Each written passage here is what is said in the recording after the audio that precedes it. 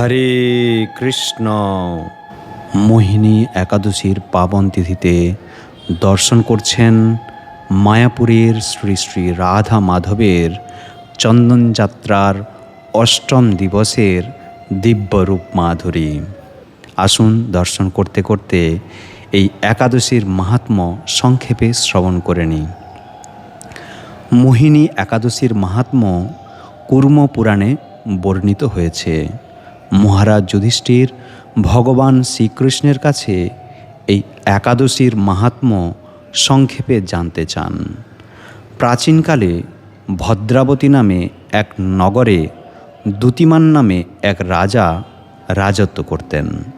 সেই নগরে ধনপাল নামে এক ধনী বৈশ্য বাস করতেন। তার পুত্র ধৃষ্টবুদ্ধি ছিল অত্যন্ত দুষ্ট ও পাপাচারী। সে জুয়া, মদ্যপান, চুরি ইত্যাদি কুকর্মে লিপ্ত ছিল।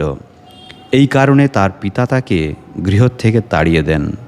পরে দুঃখে কষ্টে ঘুরতে ঘুরতে সে ঋষি কৌণ্ডিন্য ঋষির আশ্রমে পৌঁছায়। ঋষির উপদেশে সে আজকের এই মোহিনী একাদশী ব্রত পালন করে। এই ব্রতের ফলে তার সমস্ত পাপ দূর হয় এবং শেষ পর্যন্ত সে বৈকুণ্ঠ লোকে গমন করে।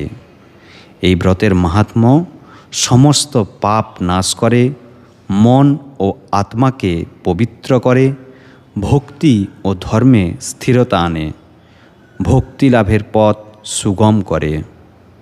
হরে কৃষ্ণ। জয় মোহিনী একাদশী ব্রত মহাত্ম কি জয়। শ্রী শ্রী রাধা মাধব অষ্টসখী বৃন্দ কি জয়।